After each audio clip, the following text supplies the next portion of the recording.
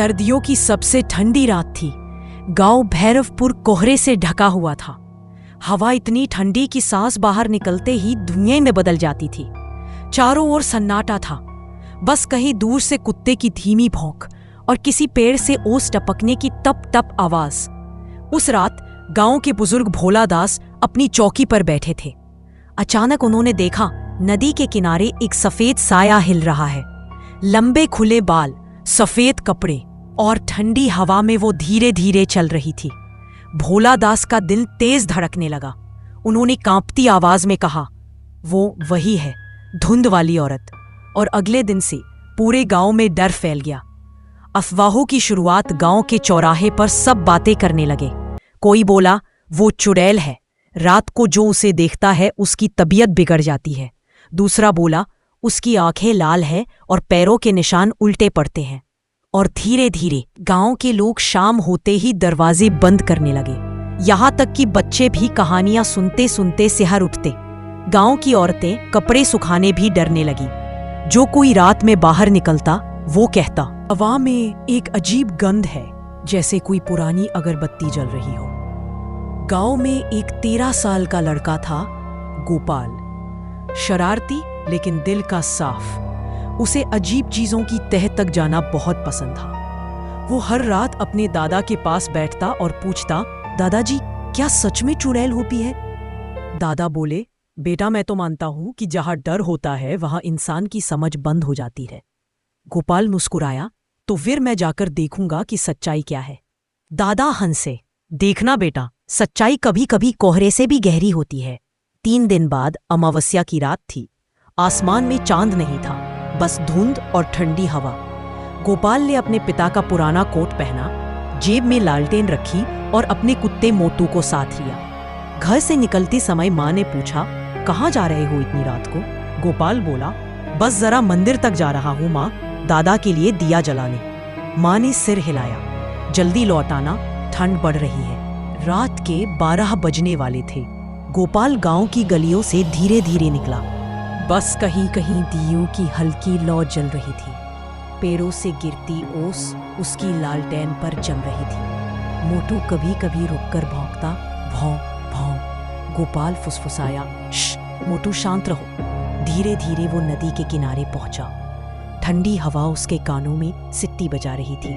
तभी उसने देखा एक सफेद साया जो पानी के पास झुककर कुछ उठा रहा था। गोपाल की सांसें रुक गई। वो झाड़ियों के पीछे छिप गया। वो साया लंबे खुले बालों वाला था। धीरे धीरे घूमकर उसकी ओर देखा।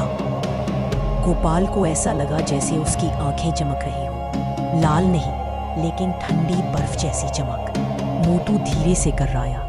साया एक पल के लिए रुका, फिर अचानक गायब हो गया। गोपाल कांप गया, ये कैसे हो सकता है? अभी तो यही था। वो धीरे धीरे आगे बढ़ा। वहां बस एक पुराना पीतल का लोटा पड़ा था और मिट्टी पर कुछ सफेद राख जैसे निशान।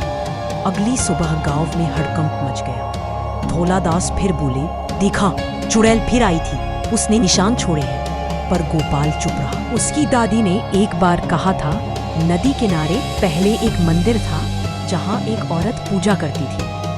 गोपाल ने सोचा, कहीं वही औरत तो नहीं? अगले दिन गोपाल ने अपनी दोस्त रीना को बताया। वो बोली, तो फिर आज रात मैं भी चलूंगी।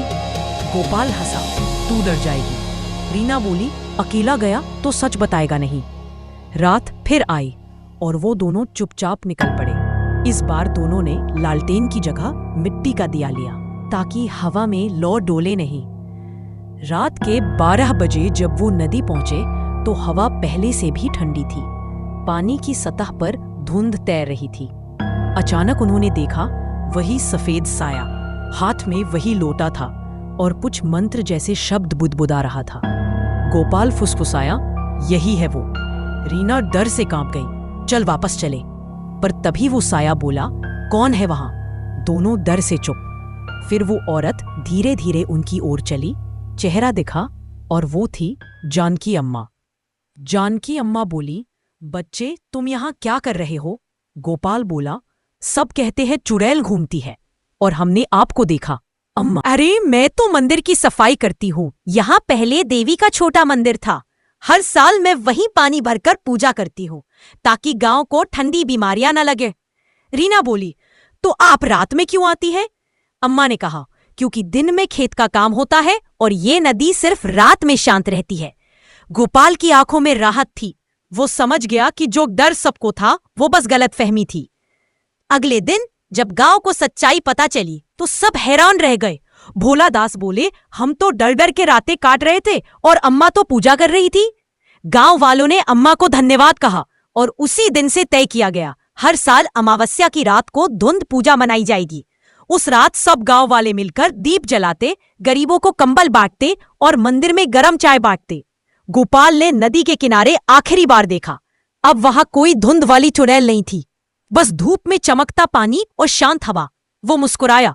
कभी कभी डर बस कहानी का हिस्सा होता है, सच्चाई हमेशा उजाले में मिलती है।